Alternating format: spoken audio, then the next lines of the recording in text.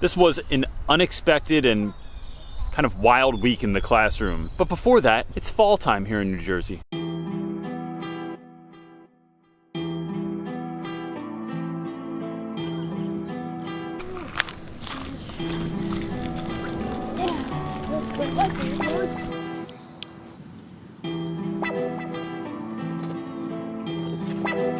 Brod, what's your favorite thing about fall in New Jersey?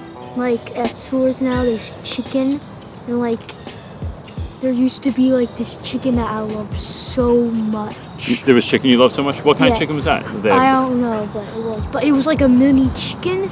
Oh, like the tiny rotisserie Yeah. chicken? Not like a rooster. Not like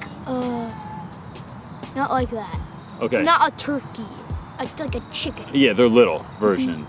When we got Bentley, the person said Bentley loves fall because he likes to play Glees, and that's why. That's my favorite part, because then I get to play Bentley more. I love that answer. Because I care about Bentley, and I don't. You know what I care about? What? You. And we're Love going you. back to play.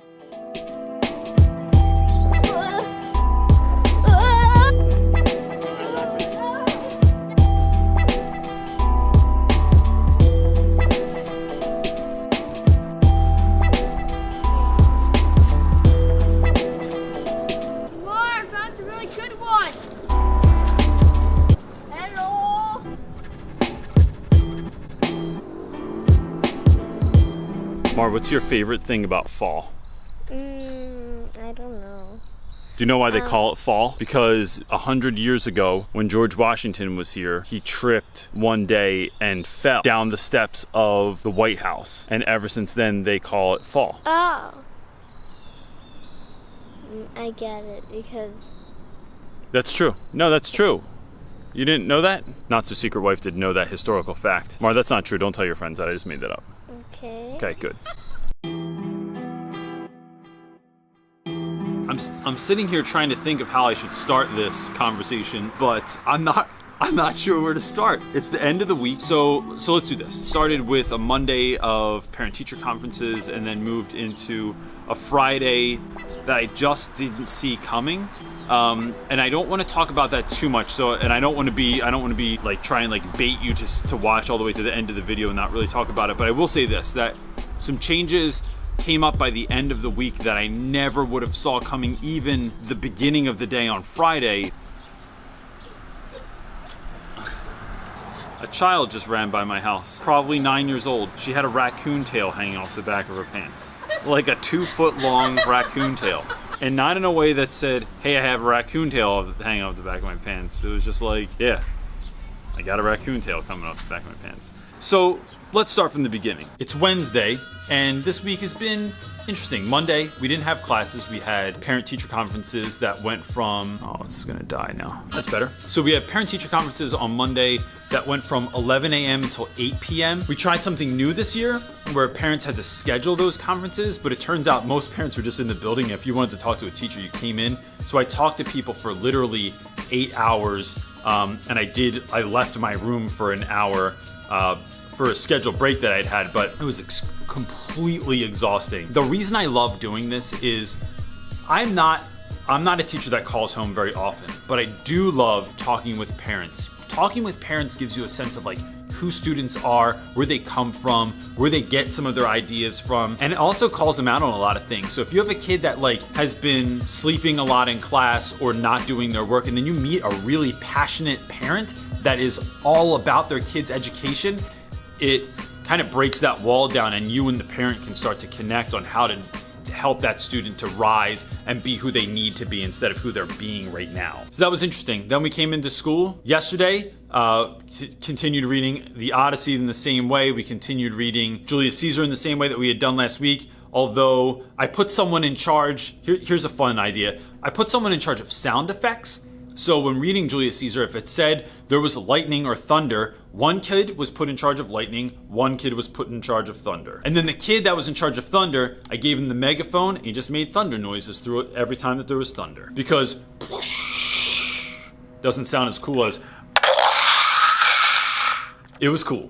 And then we hit a good spot in there, and we're kind of cruising along. We got through Act 1. They have a quiz on that on Friday, along with their vocab test, because Fridays are assessment days in my class. And then today, Wednesday, was Freshman Spirit Day, which is something that we do at the school, where we have a number of different events during a half day. Freshmen go to a number of different periods. So I think there's 7 of them during the day, and they do different team building activities. And the idea behind that is that we have kids that come from all over Philadelphia to our school here in West Philly. Many of them don't know one another. Many of them are feeling separated from the group. And this idea is meant to bring those kids together, to help them to feel connected and to feel wanted in the school, and to find a friend, and to do that in a number of fun ways. I'm not real big on team building activities generally. I'm not I don't do warm-ups in my class and stuff like that. I try and work that stuff out a little bit more organically. But today my job was the snowball fight, which sounds like a nightmare. And it pretty much looked like students get a piece of paper, I ask a question, and those questions were anywhere from, what song best represents you? Where do you see yourself in 20 years? Think back to when you were 7 years old, you come home from school, what snack are you eating and what TV show are you watching? What's something about you that no one else knows? If you were instantly good at any one thing, karate, piano, the tango, whatever it was, what would you want to be instantly good at? Then the kids curl them up into a ball and they chuck them at each other for 30 seconds. And at the end of 30 seconds, you pick up one of those balls, open it up, and we just read them out anonymously. And it was a really interesting way to get to know kids. Like when one student said that his song would be Smells Like Teen Spirit, there was another student who picked Life is a Highway. Didn't see that one coming. It ended up actually being pretty cool, and I was a little bit nervous about it because, kids throwing things at one another kind of gets out of hand a little bit. But I had good teachers in there with me, and it was fun. So tomorrow it's back to Julius Caesar. We're going to rock out these last 2 days and go as hard as we can. And then other than that, this week I had Taylor Molly was on last night on Teacher Talk Live, and it was really good. He's no longer teaching in the classroom, but he's a full-time poet. But that conversation had so much good stuff in it. Like when we talked about public speaking, and I'm going to play this clip. This is what he had to say about public speaking in his class. Listen, I have 4 rules of public speaking, but the 4th one is a secret and only for those who have mastered the first 3. And the first 3 are loud. You speak louder than you think necessary, slower than you think necessary, and clearer than you think necessary. And I've had students who get up to read their poem and they go, we've been working for 20 minutes and now it's time to share.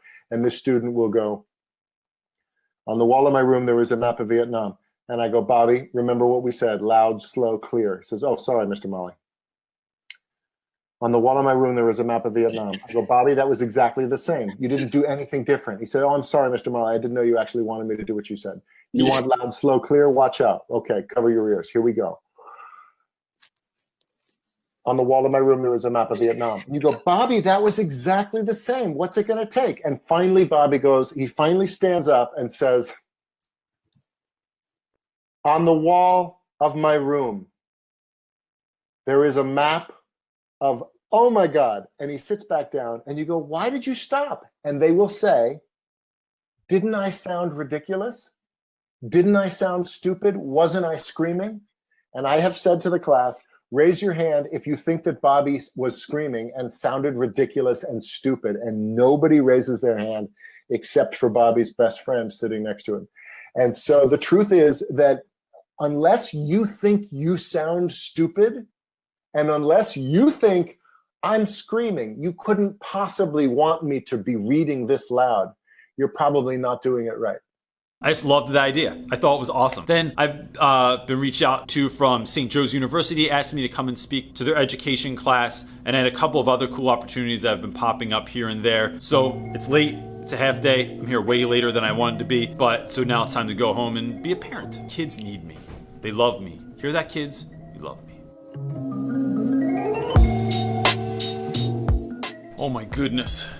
It is Thursday, What a crazy day, in a good way. Bars. But so here's my day in a nutshell. I have the kids come in, there were sentences up on the board. They had to fit the vocab word into the sentence and write those sentences into their journals. Then they were supposed to do a journal entry, then they were supposed to do a quiz, and then we were going to read in class. 3 out of 5 classes didn't get past the journal entry. The reason being, the journal entry today was, do you think people are born evil or do their life experiences make them evil?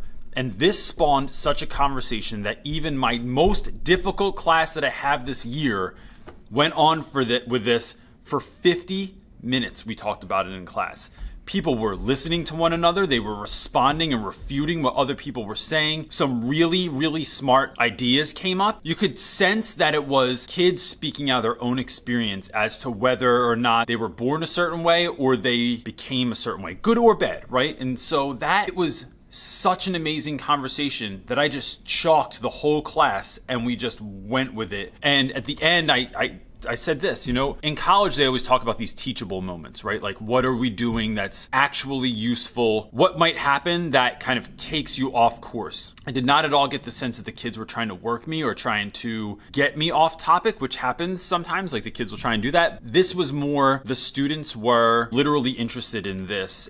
I just let it go. And then at the end, I said, I think not enough adults ask students what they think or feel about things. I think the number one question that adults ask teenagers is, so how's school? And that's because they don't know what else to ask them. Ask kids questions. Ask them what they think about stuff. Give them some time to have an uncomfortable silence and let them know that it's okay, and wait for their answer. Push them to go a little bit deeper with their answer. Why do you think that? How did you come up with that idea? Do you have an example of what you're talking about? And then a lot of times I'll put one kid in charge on the low. He's in charge of just being the devil's advocate. Anything that anyone says, he has to go against it. And what that does is it creates a lot of really good arguments in class. Kids are getting pissed off at someone because they're going against what everyone else is saying, but they don't know that I put that individual in place or put those 2 or 3 individuals in place where they have to act like they're against that idea. So at the end of class, about 5 minutes left, I said, class should be like this every day.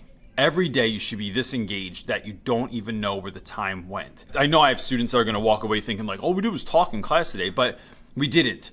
We formed opinions, we shared them with others, we said them in public, we learned to listen to one another and to refute other people's ideas. We listened carefully and sat for 50 minutes without any problems and just talked about stuff and talked about deep stuff. Not who's going to win the NBA Finals, not who's going to win the World Series, but actual deep stuff that matters to the students. And that was a great, great moment. The rest of my day was spent dealing with kids. I have had a revolving door all day of students and teachers that have been coming in to talk about stuff. And I can't stress the importance of that enough. Airing out your complaints is a really great idea, but what are you going to do with that airing out? And then letting other kids know that have trouble at home, that have stuff going on, that someone's in the hospital, somebody's sick, someone's grandma died recently, and just giving kids a safe place to come in and talk about that and air out what they're feeling goes a long, long way for the teacher and the student. You just don't know if kids have a space to do that outside of school. So it was a great day. It was a tiring day. We worked the store after school today. I have to go to BJ's tonight. I got to go hang with the kids. And then tomorrow's just assessments and Weird Friday. Until then, guys. And so we get to Friday, and Friday looks like a normal day. We do assessments, we do vocab. The kids had a vocab quiz and a quiz on what they had been reading that week. We do Weird Friday. One group looked at Phil Hansen videos, who you can find on YouTube also. He's awesome, and kids love him, and he's it's clean. There's no weird stuff on there. He doesn't curse or anything like that, so you can show any grade his stuff. I forget what the other class watched. The end of the day, Friday, there was a pretty big chance that my school life is going to shift drastically. And here's all I want to really say about that. And maybe I'll have a chance to go into that next week, but I'm not going to go into it right now because things aren't all in place. I don't really know what's going to happen next. And one thing I really, really dislike doing is speculating about anything. I like to either know what's going to happen or what's going on or what someone's thinking or not just try and figure out what someone else is thinking. I'd say that there's got to be more of you out there that thought your year was going to start off one way and maybe it doesn't finish up that way. Maybe something completely drastic happens that changes your day, your week, your month, or year. And I'm not saying this from a place that like my year is changing. I'm not sure yet, but that's life, right? Like we have to figure out how to still have the best year ever. Regardless of how my year changes this year, I'm still planning on having the best year ever, because maybe I didn't know that this was going to come up. And this sounds a little woo-woo, but like, woo-woo! The wife's laughing at me for saying that. Maybe this was all part of the plan anyway. Maybe the best year ever still happens despite all this crazy stuff. Maybe your best year ever happens because that awful event happened, because that thing took place, because that kid was in your class that was so hard to deal with. Your best year ever happened despite all of it. And that's what makes it the best year ever. Not just because you had super cute worksheets this year, or your TPT was doing really well, or you got straight A's, or you got the classroom that you always wanted, or your classroom decor was on point. Maybe it became the best year ever because there was some sort of insurmountable looking goal that you overcame, because it looked like what was kind of meant to be was not meant to be, but you overcame it anyway. And so that's why I would just send you out with this week, that knowing no matter what happens this year, you can still have the best year ever, because we as a community, and I'm just thinking about how you all could help one another through that, right? Maybe look through the comments below and see something that someone said and speak some truth to that, help them out with an idea. Maybe you could post a problem and someone could help you out with that. I would love for this to be a place where that sort of dialogue could happen. So let us know what's going on, what's not working out this year, what did you think was going to be different, but then what can we do with that? How can we take that, how can we air it out and complain, but then actually do something with those complaints to make this the best year ever. So then Friday night, the kids were at my in-laws' house, which like never happens. So the wife and I just got to hang out and watch a little bit of Fear the Walking Dead, which I have not caught up on, which is a really bad show, but I know that they're gonna cross it over with the regular Walking Dead at some point, so I need to watch it just for that. So good work. Robert Kirkman roped me in. And Saturday, you know, it's a funny thing. Your kids are out of the house and you have some free time, but I had Saturday school. I do Saturday school like 3 times a year, where we're mandated, we sign up really to go in and you tutor kids for 3 hours on a Saturday from 9 to 12. Kids come in, they can get extra help on things that they need help on. And the really interesting thing about this is you're helping them with stuff from other English classes. So one class is working on commas, and I know a lot about commas, but I don't always remember why the rule is the rule. So that was interesting to kind of like have to delve back into that a little bit. One class is diagramming sentences, which I used to secretly like doing. I know that's super weird. I had to like remember why are direct objects on that weird line that they're on, and how do you diagram a prepositional phrase. So it was kind of cool to be able to go back and like learn that stuff and look at it again. And that was it. And then the rest of the weekend has just been some family time, which is much needed this time of the year. Like we're running pretty busy. Thanks for watching. I hope to be able to fill you in next week, and I'll tell you either way, like kind of what's going on, because part of this channel is really keeping it honest and trying to be as vulnerable as possible without putting people's actual stuff out there. I'm not trying to like air anyone's dirty laundry out, or like, there's a car alarm for you. Life in the city, kids. Raccoon tails and car alarms. That's how we do it. Just trying to keep it real. My neighbor just walked out in her pajamas. Maybe I should have told her I was recording. That's why it's real Rap with Reynolds and not fake Rap with Reynolds or something. I don't know. That's what we do, babe. Keeping it real. See you next week, guys. Peace.